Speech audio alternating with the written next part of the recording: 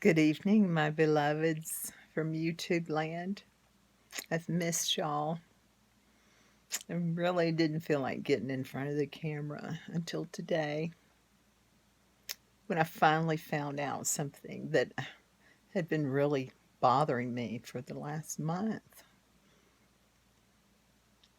Um, this is the hardest video for me to make because this is concerning somebody that I considered to be my best friend. She'd been there for me since 2017.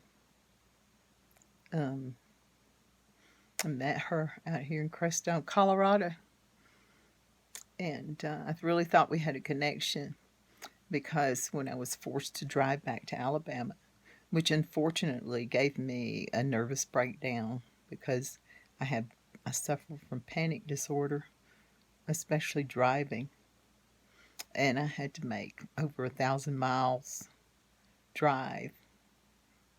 And if you have never had a panic attack, you can't imagine what that is like. And as a result, I suffered stomach ulcers. And as a result of that, I ended up getting put in the hospital for a week. I almost died.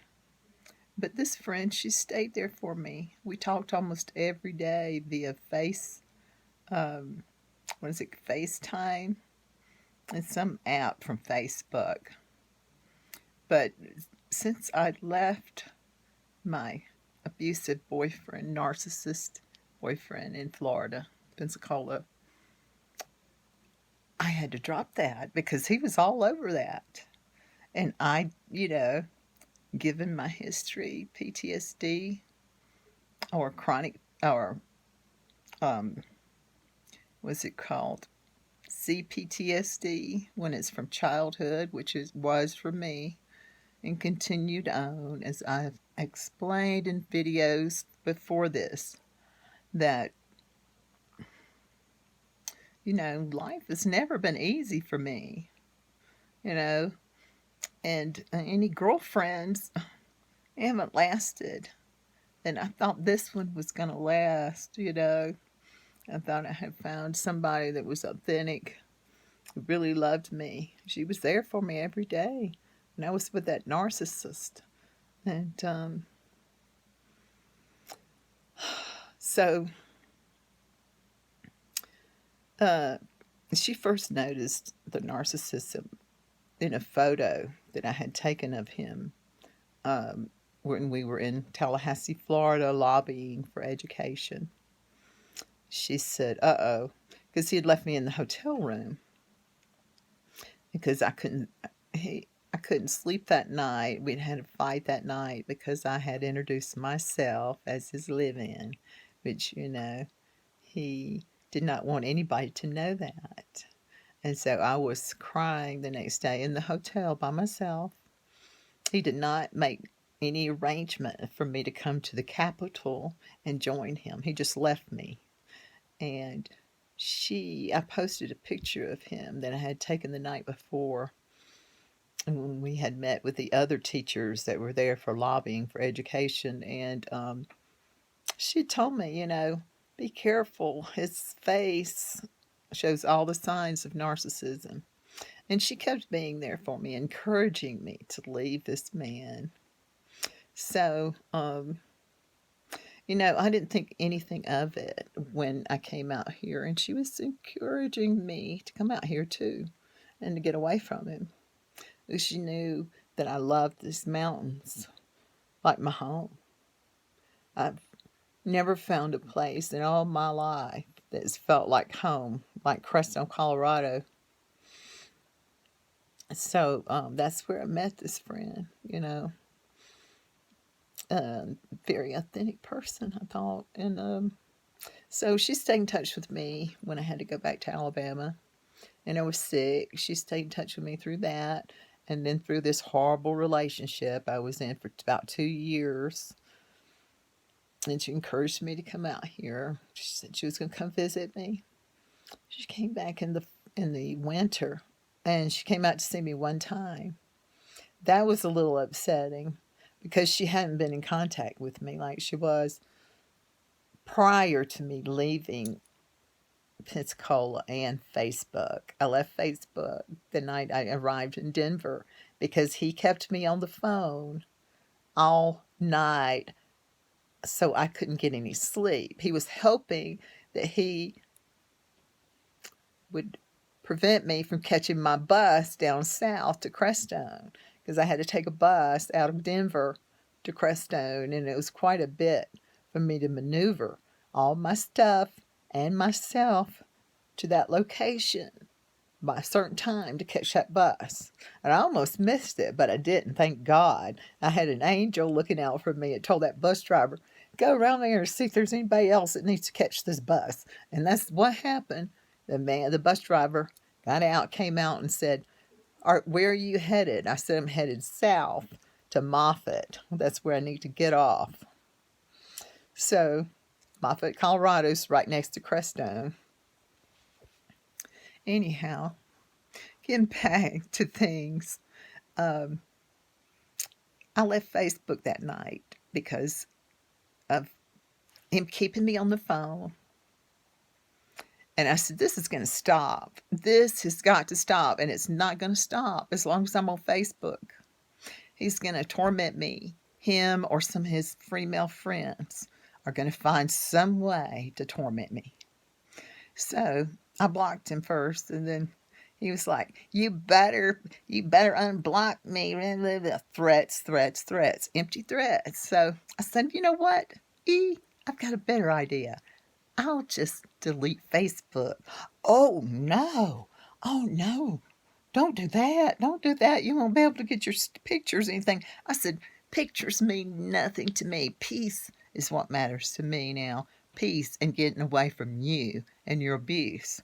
This is it. I told you, I warned you months and months and months ago that if I left, which is what you wanted, that was going to be it. No contact. No más, which is Spanish for no more. No more. When you've had enough abuse, you don't want any more. You don't want to see that person's picture or anybody they're associated with when it comes to domestic abuse. It's over. Okay, I blocked him. And then I deleted Facebook happily, which, shocked me because I've always loved Facebook because I could get on there and speak my mind and post things and post songs because I've always had a secret desire to be a DJ because I love music and I love talking. Anyhow, back to this friend that I thought was my best friend.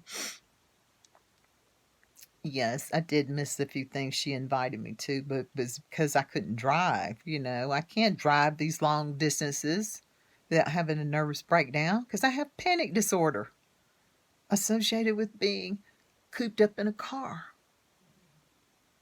So, I know what's good for me. I do love myself.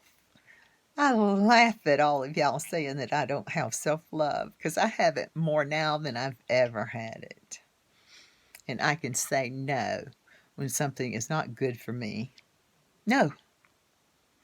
And having friendships like this is not good for me. Because, I thought of this somebody that loved me. And I loved her because, I've spent the last month worrying about her. She told me she was coming out here in the 1st of September. Maybe a few days before. I heard nothing. She told me that I was going to get to spend a couple of days with her, go to the hot springs. I heard nothing. I begged her to let me know she was all right. I heard nothing. I asked her, please let me know what's going on. Nothing. I would get messages after I sent a few messages. Oh, hey, I miss you. I love you. No, you don't. I'm sorry, but you don't. And this is hard for me to say because I did love you. I loved you. And you just act like E, You just told me You know, you just told me a lie. And then I had to find out from my neighbor what really happened. Yeah, yeah, I wish you had told me. Because this hurts. This is a big betrayal. This is a big betrayal. And I'm sorry. I can't have friends like that in my life. I'd rather not have any friends than to have dishonest friends and people that can't be honest with me and be truthful. You know, I have the same qualities, the qualities I have in that video about the high value male, they apply to women too. And I will not. No, I'm better than that. Honey, I am better than that. And you know, what goes around comes around. And you know, I should have known when you asked me back in April, you know, if I'd heard from E, my ex. Why would I want to hear from E? That's the last person I'd want to hear from. You know, somebody, a narcissist that's put me through hell. Every day of my life, I thought I was going to get kicked out in the streets because this idiot man just wanted to be mean and hateful and a narcissist. Money does mean nothing to me. I store my riches in heaven. And I am not a gold digger just because I was with this idiot. I have no idea how he got his money either. He was a social worker. Social workers don't make, you know, retirement 6 figures. No. Where'd it come from? I don't know.